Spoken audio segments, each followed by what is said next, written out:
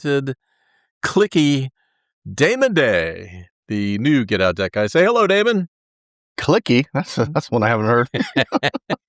Well, normally you're clicking in the background. Oh, clicky. Oh, I get it now. Click.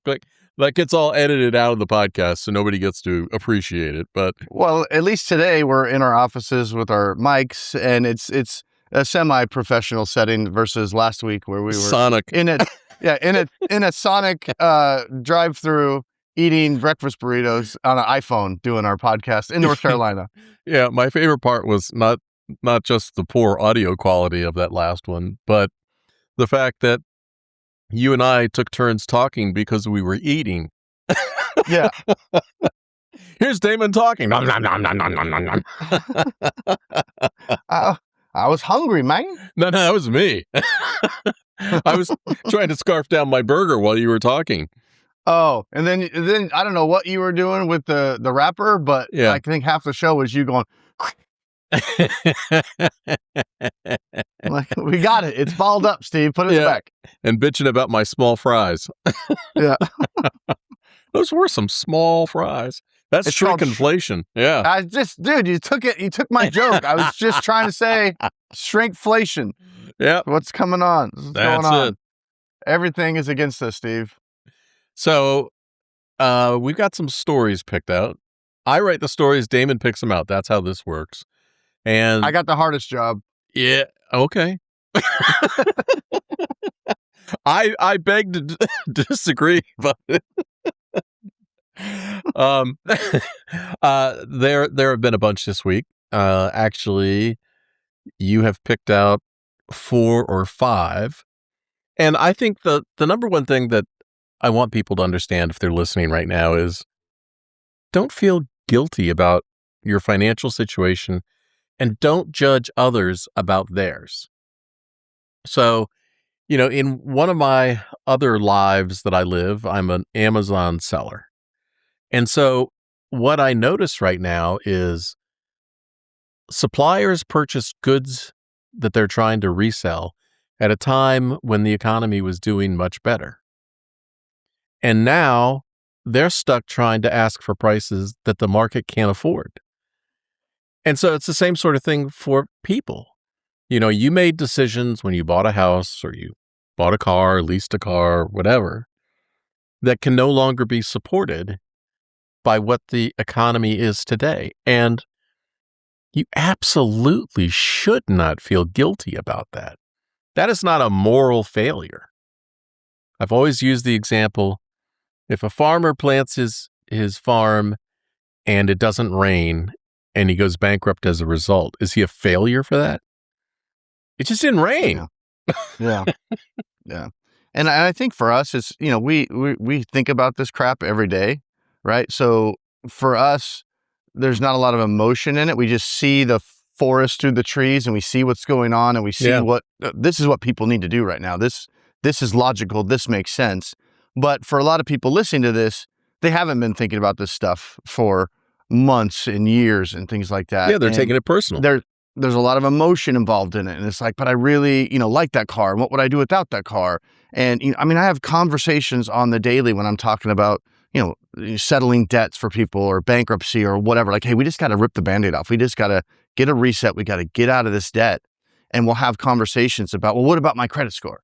And I'll be like, sometimes, yes, it's worth having a conversation about. Obviously, we want to talk about pros and cons, get all the information, make a decision. But people are putting, especially in this economy right now, people are putting their emphasis on the wrong thing. And again, I'll look at it and I'll understand they're looking at this, for the first time maybe, or with fresh eyes.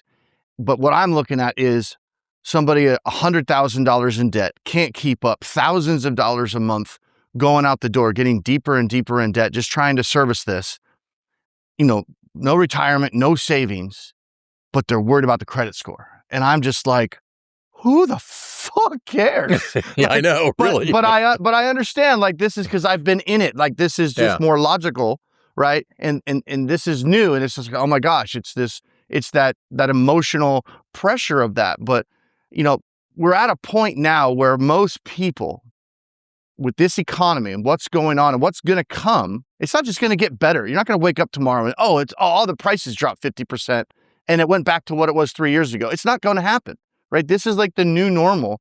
At best, the inflation is going to slow down at best, but it's not going to go down, right? So we have to rethink kind of the old way of doing things. The Dave Ramsey budget your way out of this crap. That worked great pre-COVID, maybe. It didn't even work great pre-COVID, but it was okay. It doesn't work anymore. I mean, No. if you wanna live in a tent, fine, go live in a tent and put all your money towards debt. That's something you can do. I'm not saying it's impossible and it can't work, but we need to start allowing for, the possibility of doing something. I don't even want to use the word drastic because, honestly, filing a bankruptcy or settling your debt, yeah, that's less drastic than continuing to make payments, continuing to drain your savings, continuing to drain your retirement, trying to keep up with prices while servicing $50, $60, $100,000 in debt that you can't afford. That's insane to me. Think about people who 2 years ago decided they were going to do the Dave Ramsey thing, right? And just live on the edge while they repaid their debt. And now gas prices are up, tariff prices went up, cost of everything's gone up. If they were just making it before, yeah, that was 2 years wasted.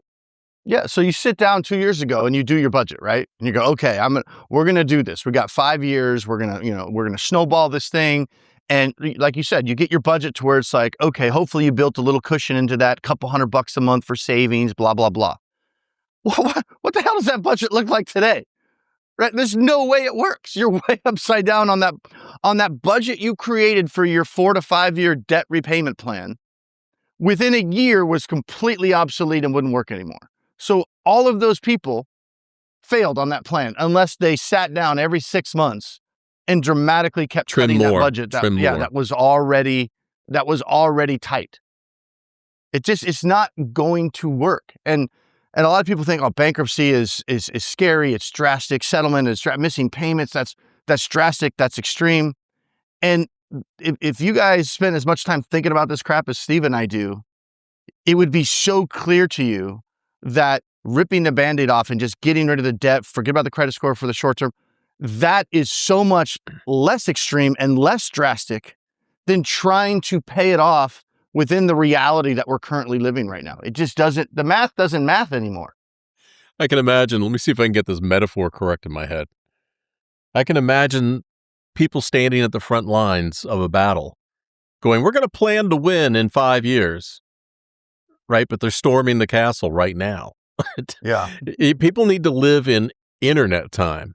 Now, when I first started doing a lot with internet technology back in 1994, there was the way things used to be moved at the pace of reality, but then internet time compressed everything. And that's where we are right now. We're in financial internet time where you can't think about decisions and how they're going to impact you 5 years, 4 years, 3 years, 2 years. You need to think about 6 months. What can I do now that is going to change this situation and make it better in 6 months?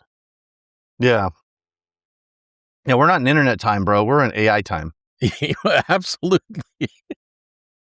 Yeah, internet time is nothing compared to AI time. We've talked about it before, but I've been doing a lot of AI coding.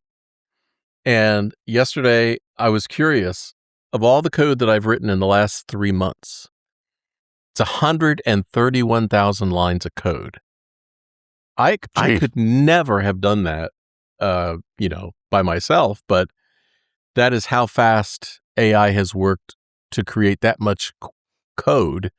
And it's just outpacing what people can do. If I remember, I'm old enough now that when you wanted to communicate with somebody in the past, you would like type a letter and even keep a carbon copy so you could file it away and know what you sent. And then you would put it in the mail and then wait for a response.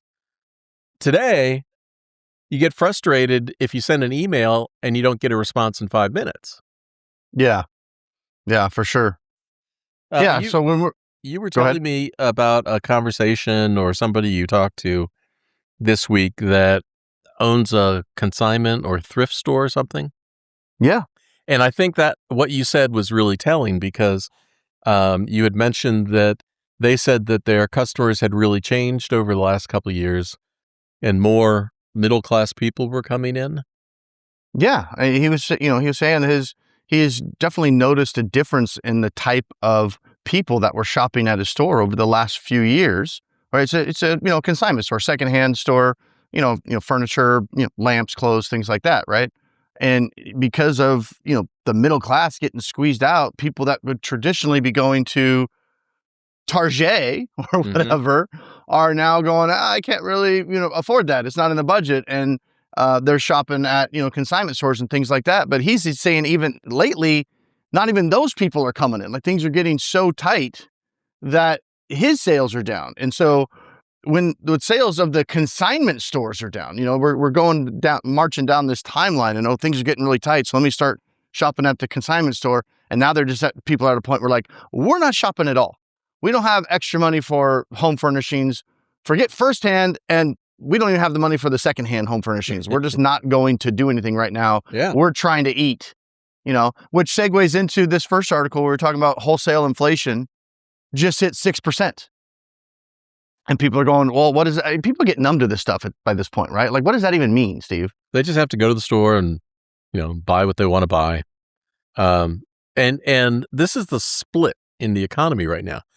Because we've had a lot of good years, and it's difficult for people to make that transition to how to deal with it because you look at consumer debt continues to rise, yet consumer confidence is at an all-time low, a 74-year all-time low. And so people are feeling pessimistic about the economy, but the overall majority of people continues to spend. Yeah, well, a lot of it is, I think, depression. And people kind of self-soothe with just purchasing and getting on Amazon, and they're clicky. And they have room on the cards, but then eventually that runs out, and you need to do something about it. But when you talk about this wholesale inflation in this first article that we're talking about, you mentioned that you think grocery prices are high now. Well, this is the wholesale price. This hasn't been baked into the price you're seeing at the grocery store today. It's not going to hit you for 90 days. Yeah, this is a little bit a window into the short-term future here. Prices aren't on the crest and starting to come down. They're still going up. So you're already feeling squeezed. You're already putting groceries on credit cards. We need to come up with a plan. Give me a call, damonday.com. Let's come up with an actual strategy and a plan. Continuing to just service the debt, throw groceries on credit cards, pull money from retirement, pull money from savings. That is not going to work. The economy might look like it's doing good, like Steve mentioned, but those are for people that have assets. If you don't have assets, the economy's not doing great. If the stock market's at all-time highs, but you don't have any money in the market, that's not good for you. That's good for the 10% of Americans that have most of the money in the market. Of the market. Yeah, they're doing great. People that are just struggling to get by and earn wages, it doesn't matter what the stock market is for you. Your wages are not keeping up with inflation. And so something's got to give. You've got all this the money going out the door for debt servicing. You got money going out the door for your mortgage or rent, your money going out the door for car payments, money going out the door for groceries. You have to get rid of something. Something has to be gone. And if you're paying $2,000 a month for unsecured debt, well, that might be a big chunk of money that we could free up. Or you could free up and don't pay the mortgage and go live in a tent. What would you rather do? File bankruptcy and stay in your house, or go live in a tent and keep paying Chase Bank? I mean, these are decisions that you're going to have to make. They're not easy decisions, but with good information, they're a lot easier to make. Well, you can find Damon at Damon Day, DamonDay.com. In this article, according to the USDA's own forecasts, we should be expecting beef to go up 6%, sugar 8%, beverages 5%, fresh vegetables 5%. And this is stuff that's going to start hitting your wallet beginning June, July, August. So where's the beef? It's getting smaller and smaller. So, Steve, which category is going to be going down? Yeah, that would be none. In fact, None. I was going to say water, but even utility bills are going up faster than inflation. So basically, the best strategy is we should all get on a water fast. Well, It's yeah.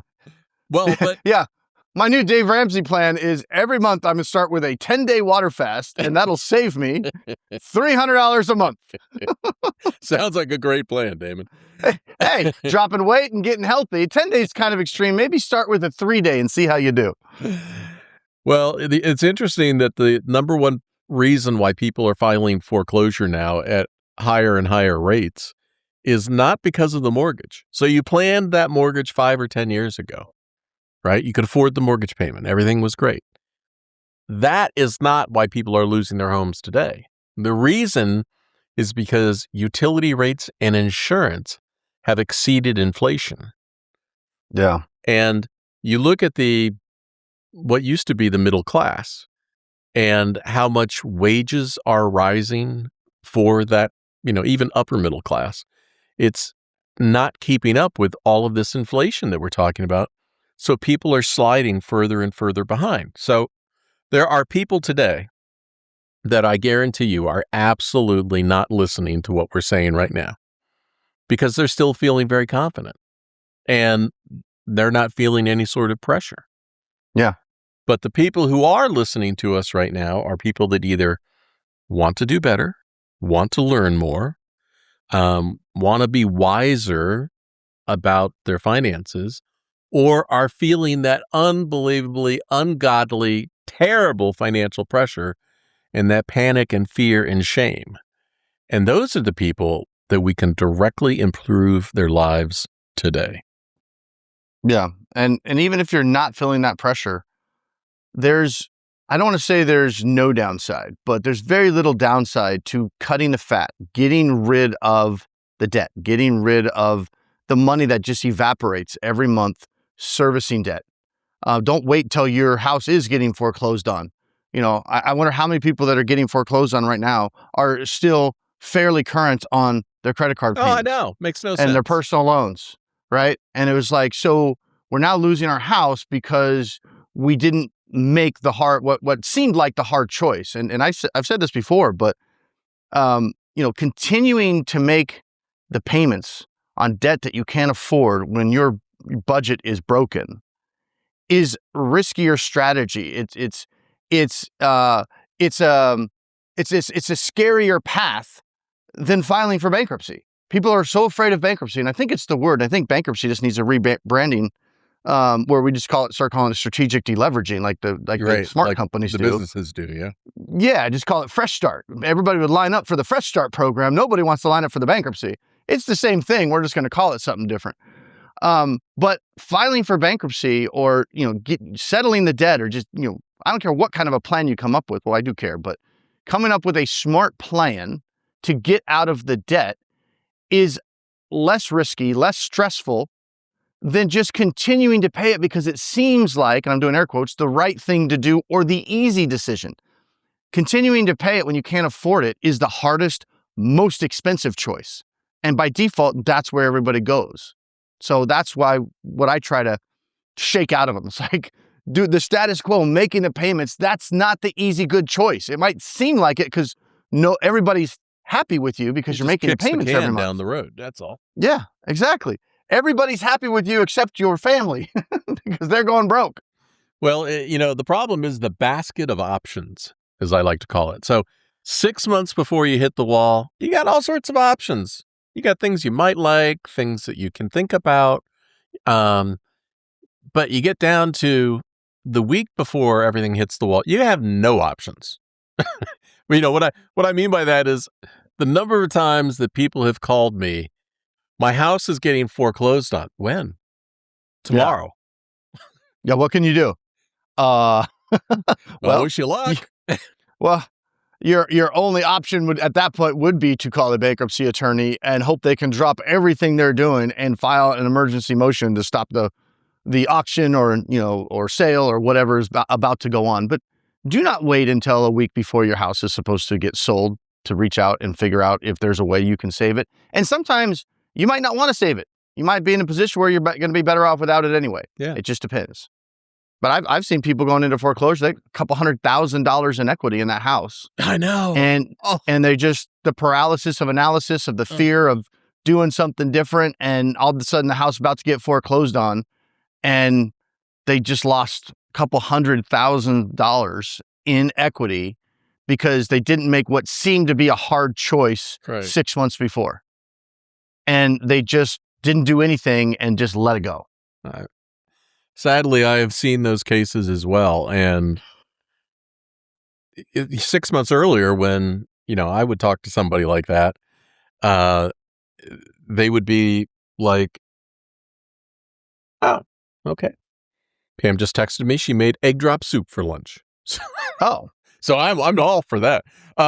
But when they would text me before, they would have all sorts of reasons why they couldn't make a change. Like, I can't take the kids out of school, or I can't get rid of the horses. And I mean, every sort of emotional decision. I get it. I understand. Yeah. I've been there.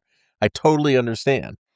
But then, because of paralysis, you end up getting the home foreclosed on with $100,000, $200,000 in equity. That's just a self-inflicted wound. And all the things that you were afraid of happening, or that you couldn't do, I can't make the kids change schools, I can't lose the horse. Then all of a sudden now, all those things that you were afraid of are now going to happen, but they're going to happen quickly because now, boom, house is foreclosed, you got to get out. Versus, I see the writing on the wall, I'm getting some good counsel, we're looking at all the different angles, all the different options. Yeah, it's very clear we're not going to be able to afford this house, right? We need to put it up for sale. We need to get some of this equity out of here. We now have time to come up with another plan. Well, where do we want to move? How are we going to move in? Are we going to rent a place? We're going to try to buy another place. What school district is that going to be? Well, we have to have these certain parameters in the next house because we have these animals, or whatever it is. You got time because you're being proactive. If you see the writing on the wall, but you're too afraid to act, then all these things that you fear get forced on you anyway in a very small window. And it's much, much worse. Now your choices are extremely limited. Now you're scrambling. Now you're like, we got to have our stuff out. We don't even have any money for movers to get this stuff out. We don't have any money for first and last month's payment on rent. So now we're desperate. Now we're begging people to let us, rent a place with, no resources, versus if we would just have sold the house, done the hard thing. I'm not saying sell the house is always the answer. I'm no Dave Ramsey, right? But if you're in that kind of a situation, you get the house sold. Now you've got the equity because you proactively acted. And now you're in a position to, even if your credit's not that great at that point, you've got cash, you've got time. You can make good, smart decisions that don't affect your family as much. But being in this paralysis state where you don't know what to do, so you don't do anything, that always makes it worse. Let me give you an example. So back in the late 1980s, back in my real estate days, a couple smaller banks would talk to me about homes that they had taken back. They had foreclosed on, and they wanted me to look at them. And so I would go in these homes. They give me the key. I go in these homes. Damon, wedding pictures, kids' toys, personal stuff and trophies. People just walked away and left their lives. Yeah. Because they came up against a final decision and never could decide, hey, we're going to pack our shit up, and our wedding pictures are important to us. They gave up and walked away. Yeah. Yeah. Well, on that note, how about next article, how to talk to your spouse about bankruptcy without it tearing you apart? That way you don't end up leaving your wedding pictures and your kids' trophies because the sheriff said you had to get out. This is a personal one for me because when I went bankrupt, Pam kids me about how I broke the news, and we started our conversation about that. But well, it obviously worked because she's making you egg drop soup today. Oh, I know. Hey, time to look it up. Didn't tear you apart. Took 30 years, but she's finally making you lunch. No, just kidding. Pam's awesome. The funny thing is that downstairs in the hallway to the kitchen, there's a large picture frame. And years ago, when we were just dead broke, I needed to make her a Christmas gift, do something for Christmas. So I went back through like 10 years of our checks when we still had checks, right? and I pulled out every significant event that was in those checks. And one of the checks on that giant thing that I walk by every day is the check that we wrote for bankruptcy. And I always look at that and I remember at the time how bad I felt. But damn it, it was the best thing that I ever did, for my mental health and my life and getting back on track and learning what I did. And also learning about how to talk to your spouse about bankruptcy, because Wait, I learned about what not to do. well, I've been to your house plenty of times. Where is this thing? It's right as you walk in from the garage. From the garage? Mhm. And it's in the little hallway there on the way to the kitchen? Yeah, I'll send you a picture of it. I just never noticed it. But let me back up, because you just kind of breezed right through it, because people listening to this right now, I guarantee you, there are some people that, are, oh my gosh, my wife or my husband has no idea how bad this is, Mhm. in their mind. And I have to somehow break the news that we need to do something drastic or whatever. And they're so afraid of that. Steve has a constant reminder of it, because it wasn't at the time it felt bad, for Steve, because I know from his stories. But here we are, what was it, the late 90s, so 30 plus, years later. Yeah. And he's still got the check that he wrote from bankruptcy hanging on his wall. Like it was not a traumatic event that it altered the course of his life, but in a good way, not in a bad way, to the point where he gave it to Pam for Christmas. Yeah. Along with the check for when we bought our first airplane. And Yeah. That's actually pretty funny. It's like, when people think about, oh, I'm so ashamed or whatever, and Steve's like, boom, there it was. That was a significant life event, but in a positive way. Oh, yeah. I used to say that my greatest failure was my greatest strength. And it's true. And what I mean by that was the fact that I wound up filing. I am so thankful now that I filed bankruptcy in 1990. At the time, no, didn't feel like it. You went through all the emotions that people are going everything. through right now when they think about it. Same with me. Same with me. Yeah, because you went bankrupt what year? 11. Okay. I filed in 11 and it was finished in 12. So neither of us are justifying our bankruptcies. I'm just giving you the math that all of those things that I heard and all of those things that I feared when I went through it, and I'm sure, Damon, you can agree, ended up being absolutely not true. Yeah, well, you remember when I went through mine, because Steve was kind of like my counselor through it. And for a year or two, I was like, Steve, I can't file bankruptcy, man. I'm a financial consultant. How's that going to look? And so that was my big hang up, was from a professional standpoint, is like, well, what kind of a financial consultant could I be if I'm blah, blah, blah, blah, blah. And then when I went through it, and so it wasn't like I knew I needed to do it, but that was my own emotional kind of mental hang up on it. And I dragged my feet on it for a couple of years, but there were some strategic reasons behind that. But then when I filed and I went through it, and I was like, it was like, $400,000 discharged, and then, business really took off after that. But for me, it made me such a better consultant and advisor for people, because I'd gone through it myself. And I was like, prior to that, I was still kind of in the same, like, oh, bankruptcy is the last resort, because that's what everybody in the industry says, right? Like, you got to avoid bankruptcy. Here's all the things that you can do to avoid bankruptcy. So that's what I was kind of immersed in, is like, well, yeah, bankruptcy is there. It's an option. I understand it, but we want to try to do whatever we can to avoid it. Nobody ever asked why. Why do you want to try to do whatever you can to avoid it? Is there a specific reason? But once I went through it, I was like, that made a lot of sense for me.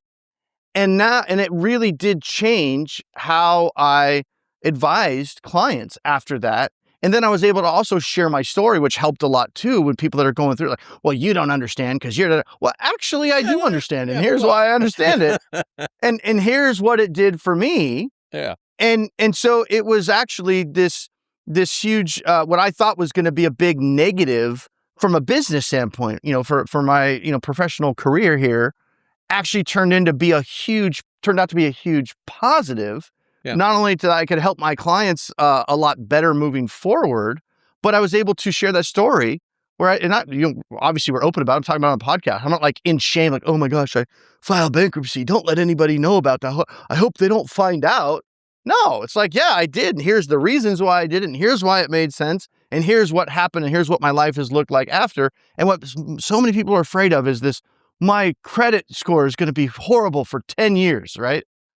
It's like, oh my gosh, one of the articles we're talking about today, you see your credit will probably be better than it is right now within 18 to 24 months. That's your score will probably be yeah. better than it is right now. It's amazing how fast your credit will recover. Why? Because the banks want to loan you more money. That's how they make money. That's why. You think everybody with bad credit or a bankruptcy, the banks are going to ignore for 10 years? No, they want to make more money on you, bro. Well, you were lucky because when you went through your situation, I had already gone through it and could help you and realize I could be a cheerleader. When I went through mine, Steve with pom-poms, there's a visual. Yeah. When I went through mine, my bankruptcy got outed by the Washington Post. I don't think I've ever told you that story. But that was back in the day, though, too. I mean, now people are like, is it going to be public? And is everybody going to find out? It's like, if they're doing a search, they can find it, I mean, but it's not like going to be announced in the newspapers. I was being interviewed by a reporter from the Washington Post about some personal finance story. And she just casually said, "Hey, have you ever filed bankruptcy?" And I went, "No." And then I had to call her back afterwards and tell her, "I'm sorry, I lied." And I had, and that I thank her for that now. Because I no longer had to keep that secret. So I had a staff of about 70 at the time, and I emailed them and told them, about my bankruptcy and stuff, and waited for the blowback, and it was nothing but positive. Yeah. Yeah, so you're just kind of like a deer in headlight moment, like you weren't expecting the question, and we're just like, no. And then got in the car after and was like, I can't let that go. I just totally lied to her. Yeah. Okay. Yeah. That was like in Moneyball where I can't remember the guy's name, but he's like, I asked you to evaluate 3 players. How many did you evaluate? 47. I'm sorry. It's 51. I don't know why I just lied right there. Well, I lied because I felt the same way that everybody else feels. I get it. It's not a line. It's not a line. It's reality.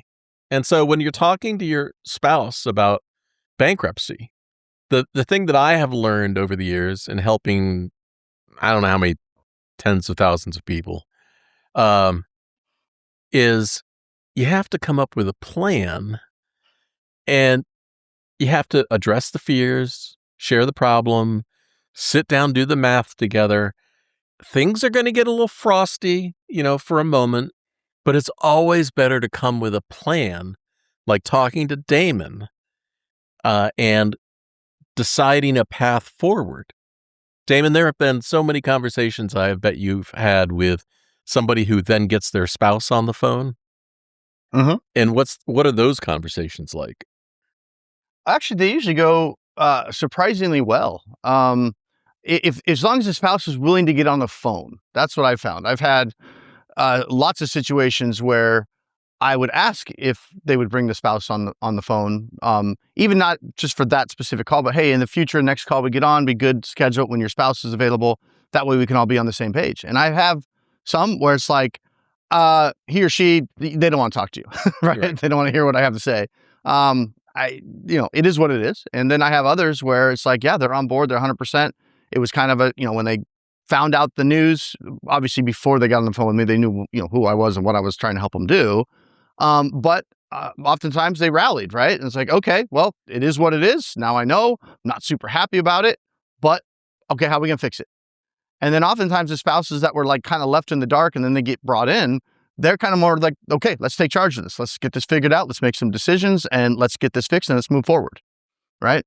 And it's such a relief for the other spouse in many cases when they told them, and it was like you said, got a little frosty, but eventually maybe we'll have the screenshot of the Zelle payment to the bankruptcy attorney hanging in the hallway. Yeah. And she'll, and you'll walk, finish your podcast and get some egg drop soup. Yeah. 35 years later, right? It all worked out fine.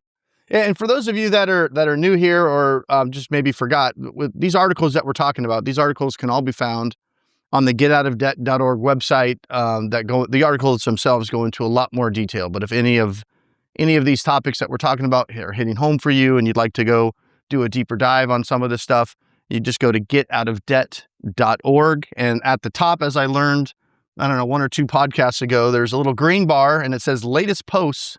You can click that and you can scroll through, or you can go to the very top. There's a little hourglass on the top right corner. You click that and you can just type in whatever keyword is hitting your fancy. And Steve's got, I don't know, 25, 30,000 some odd articles up there. Yeah. So whatever keyword you put in there, probably going to be a whole bunch of articles popping up. We're kind of running out of time, but before we leave this conversation with your spouse, when you talk to your spouse and their emotional level rises and maybe they even cry, they're mourning the life that they thought that they had, right? This is not necessarily something where you need to defend your decision. Give them a moment to breathe and think about it, and utilize somebody like Damon to help that conversation between the two of you, and share facts. I had a conversation once with a couple where it was much like this, where the husband, who was a banker, had realized the numbers didn't add up. And so he wanted to have a conversation, but they couldn't be in the same room. So he was upstairs and she was downstairs, and they're both on the phone. And what I thought was interesting about the conversation is we would be talking together, but she would be yelling questions to him outside the window and making comments, like, like, I can hear you. That was the early form of texting. Yeah. Sticking your head out the window and screaming. Yeah. Well, you talk about, they're mourning the life that they had or they thought they had. But what a lot of people just need help kind of envisioning, and this is where I can actually help a lot, is the life that they're going to have once all of this is taken care of and gone. And more often than not, even though you think, oh, you're afraid of this bankruptcy or, settling the debt or whatever it is, you're afraid of, making these hard decisions, the life that you're soon going to have is going to be so much better than the life that you're worried about losing. Because you free up all the cash, man. You can actually breathe again. You could do things. You can grow your retirement again. You could grow your savings. You could have more money coming in every month than you have going out the door. That feels awesome.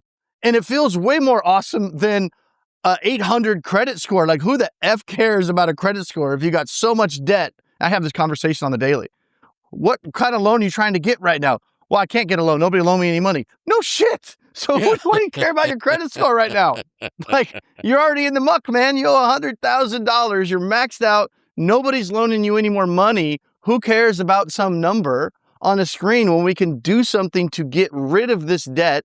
And then within 18, 24 months, you've got good or pretty good credit again. But more importantly, you might have thousands of dollars now saved in the bank. And now if you have this emergency that you're worried about, you've got money. You have to get out of this mindset that you have to have credit in case there's an emergency. Right. I'm not saying don't have credit. Again, I'm not Dave Ramsey. Yeah, but money in the bank is much better than credit. Yeah, because credit can be taken away with a letter. A lot of you listening to this have gotten those letters. Yeah. Dear John, I know you had $10,000 of credit with our Citibank card, but we've just decided that we're going to readjust some things, and now you have $300 in credit with the Citibank credit card. Happened. A lot of you listening have gotten those letters. So if that Citibank card was your lifeline, your emergency, that was your plan. If the car needed a new transmission, guess what? Citibank took it away just like that. One day you were comfortable that at least you had that. The next day you had nothing. And if you've drained your entire savings in retirement trying to keep Citibank happy, Citibank just gave you a very big thank you. But when your transmission goes out, now you've got nothing, right? You cannot rely on available credit. Cash in the bank protects you in case of that emergency. Your credit limit doesn't. It can change every day. So the top 4 fears, if you're talking to your spouse about bankruptcy, is will lose everything. That is not true. There are a lot of things that are protected in bankruptcy. There are exemptions where you live. There are retirement accounts. So that lose everything. I remember when I went bankrupt and in the creditor meeting, somebody was worried that the creditor was going to come take their hair dryer and their mattress. Like the Sears rep at the meeting went, "We don't want that." Yeah. Yeah. The number two fear is that our credit will be destroyed forever. No. The reality and the data says that people who file bankruptcy do better financially faster than people that don't. Everyone will know. Well, no, that's not true. It's not like, way back in my day, there was actually the local paper might publish court records. No, doesn't happen anymore.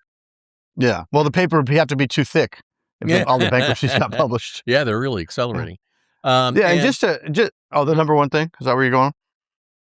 I was going to talk, the number one fear, I think, is people who think that it means that they failed. Yeah. And it doesn't. Debt is what's left over when the math is broken. And the math got broken over lots of things beyond your control. Yeah, maybe you purchased a big screen TV you couldn't afford. But when the price of tin goes up and causes canned food to increase, or beef goes up 6%, or gas prices go through the roof, how is that a moral failure? Yeah. Yeah. And I always like to clarify, especially for those that are new to our podcast. Number one, Steve and I are not, neither Steve nor I are bankruptcy attorneys, right? So we're not pushing bankruptcy because we get paid for filing bankruptcy. Yeah, we make nothing if somebody files. We don't have a horse in the race on that. You go meet with some attorney that's in your state and you file bankruptcy because you heard our podcast or you talked to me or whatever. Good. I'm not getting a kickback from that attorney, right? They can't pay referral fees anyway, even if I ask them for a referral fee.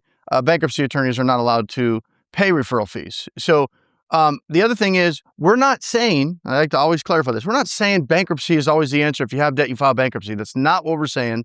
We just tend to talk about it more because bankruptcy always gets a bad rap and nobody else ever talks about it. So we tend to lean more heavy on that. But there are lots of situations, I talk to clients every day, where I look at it and say, bankruptcy is not going to make sense for you, right? We look at it. You want to look at it just to check, but there are plenty of times. So don't think if you call me for help, I'm going to listen and go, bankruptcy. Bankruptcy. It's not like that. We're going to look at everything. And if bankruptcy is not a good option, and sometimes it's not a cure-all, I will tell you, and I'll tell you why it's not a good option. Or maybe a Chapter 7 won't work, but a Chapter 13 might be a good option. Or maybe both of them will totally suck for you in your situation. But then at least we know that and we can talk about other options. So don't think Steve and I are making any money trying to trick you into filing bankruptcy. We have no horse in the race on that. We don't get paid if you file bankruptcy. We just talk about it because we know it's a good option for a lot of people, but not everybody. I just like to clarify that. Down here in North Carolina, we say, we ain't got no dog in that hunt. Yeah.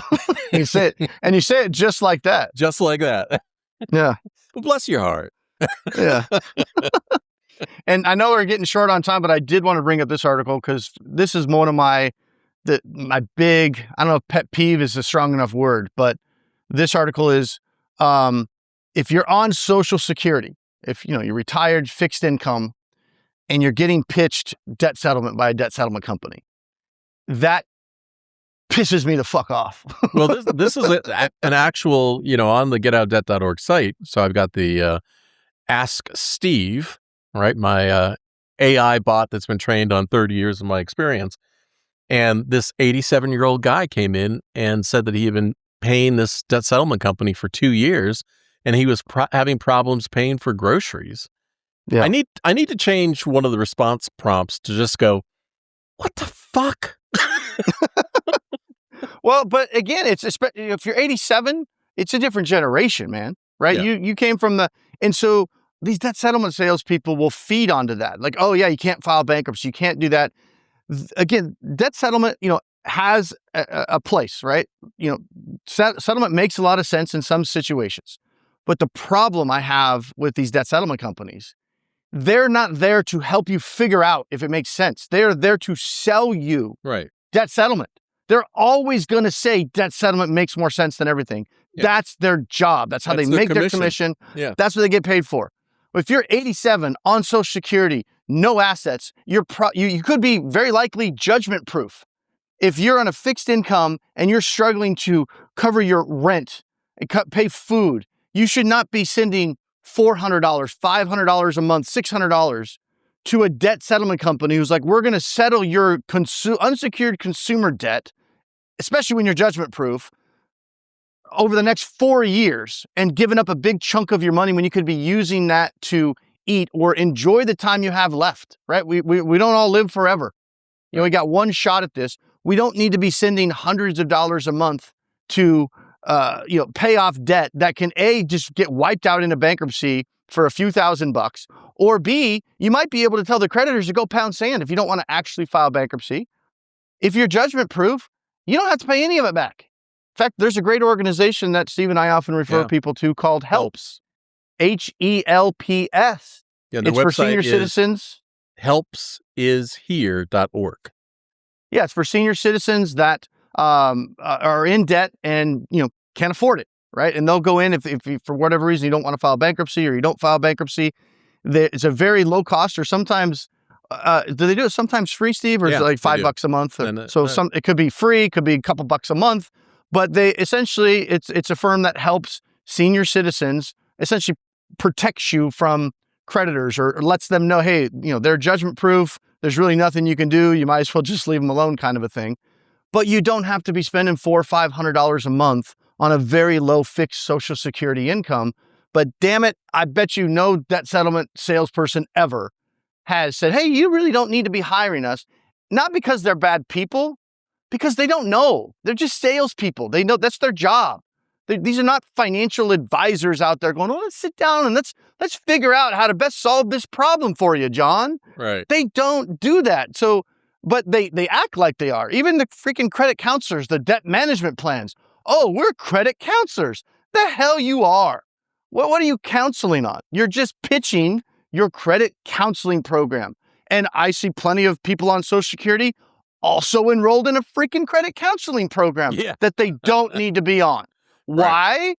Because it's a sales effing person there, and that's their job. Again, not that they're bad people. They're just ignorant, and not ignorant in a derogatory way, ignorant in a sense that that's not their job. This is not their background.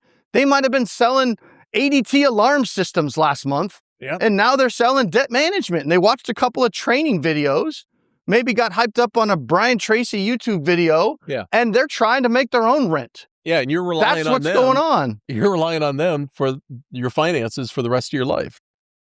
Yeah. So get good advice before you jump into anything. And again, that's tooting my own horn, but whatever, dude. I'm good. Toot, toot. This train's a-coming. All right, let's wrap it up. Wrapping it up in a bow. All right. So be sure you've subscribed or you followed wherever you're listening right now. And if you have any questions or concerns, contact Damon. He doesn't judge. I don't judge. And you'll get some good, honest advice that you can make smart decisions on and move forward. And until next week, Damon, I will see ya. Toot toot. Peace.